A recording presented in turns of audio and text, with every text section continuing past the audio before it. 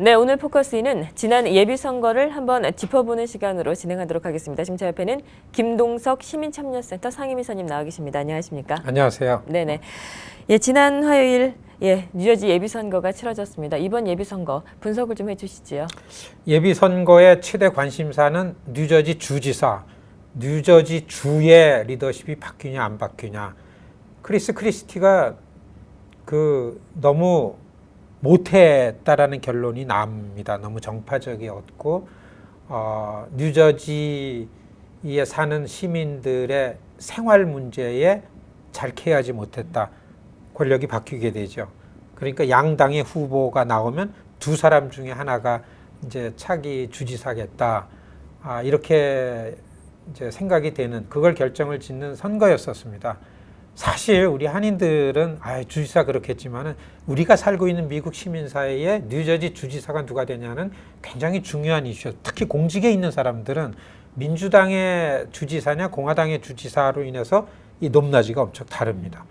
연봉이 달라지고 베네핏이 달라지고 그렇게 되기 때문에 그 관심거리였었는데 예비 선거 결과를 놓고 볼 때는 권력은 바뀌는구나 이렇게 보여집니다. 왜냐하면 예비 선거 때의 관전 포인트는 그냥 각 당에 속해 있는 유권자가 가서 자기 당의 후보를 찍기 때문에 별로 이슈로 충돌하거나 지역 현안을 가지고 관심을 끄는 건 아닙니다. 각 당의 투표 참여 열기를 보고서 11월 본선거에 누가 이기냐를 하는 거죠.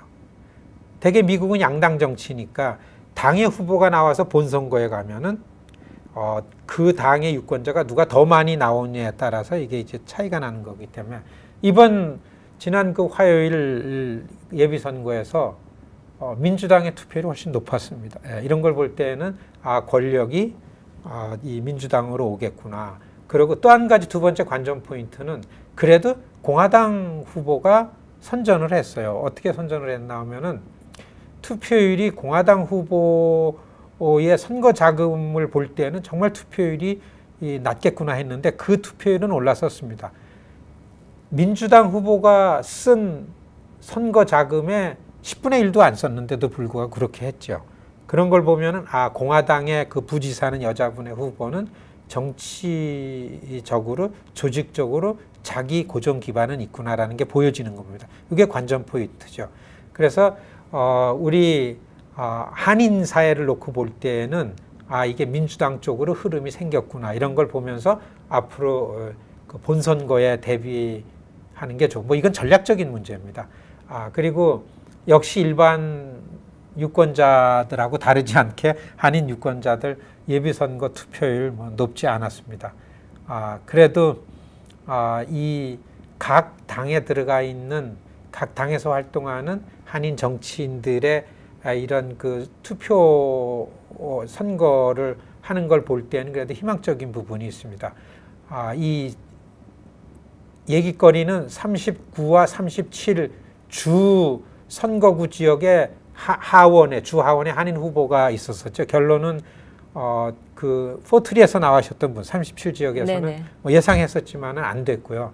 39 지역에서는 그 후보가 없어서 혼자 됐습니다. 그런데 이분한테 주목할 게 뭐냐 하면은 지금 뉴저지 주 하원에 아시안계가 딱 한 명이 있어요. 저지시티 출신 인도계 한 명이 있습니다. 아시안의 인구가 이만큼인데 아시안이 있어야 되겠다라고 외치는 그분의 목소리가 일리가 있고 받아들여지기 시작했어요. 가능성이 있다는 거고. 그 다음에는 민주당 흐름 속에서 민주당이 목표로 하는 39 지역의 주 하원석 탈환하는 데에 이분이 좀 부응을 했습니다. 그러니까 당이 조직을 가지고 적극적으로 이 선거에 오겠다라는 전망이 오니까 이번 11월 선거에 해볼만 하다라는 것도 있고 그 다음에 더 중요한 거는 좀 부서뜨리면 이번에 안 되더라도 이분이 포기하지 않고 다음번에 나온다 그러면 분명히 승산이 있는 겁니다. 이런 흐름을 볼 때는 이번 예비선거에 우리 한인사회에 주는 메시지는 이거다 이렇게 볼 수 있습니다. 네네.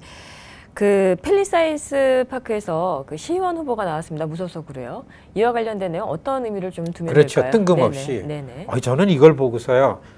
이 팰리세이드 파크에 어떤 전략가가 있는 거 아닌가 이런 생각이 들었어요.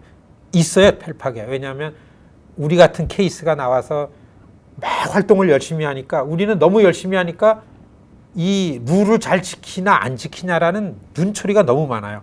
양당의 정치인들이.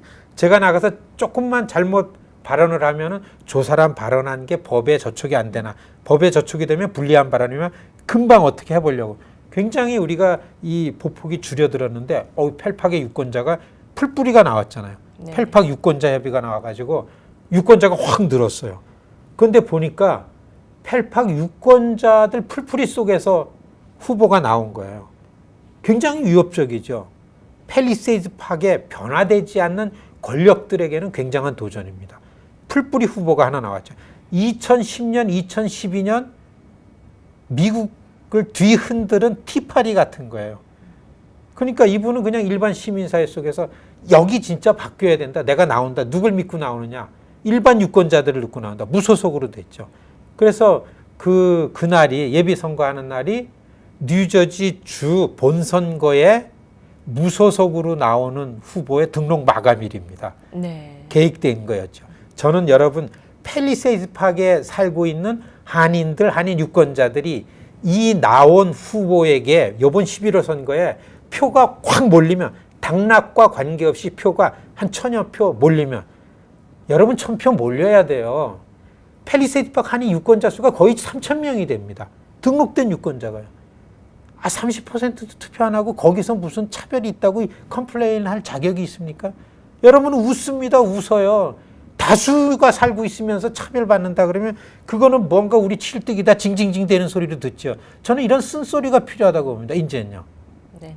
한 3천여 명 육박하는 팰리세이드 팍 한인 유권자들이 다가오는 11월 선거에 펠팍의 유권자 운동을 자발적으로 하는 분들의 노력에 좀 부응해가지고 한 1000표만 결집돼서 무소속으로 나온 분, 그래스루트 시민운동이죠.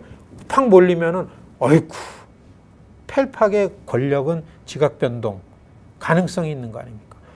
그래서 팰리세이드 팍 우리 한인사의 목표였는데 이렇게 전략적으로 후보가 나오고 그러는 걸 보면 여기에 작은 티파리 바람이 일어난 거 아닌가 이런 생각이 들고 드디어 이런 생각이 듭니다.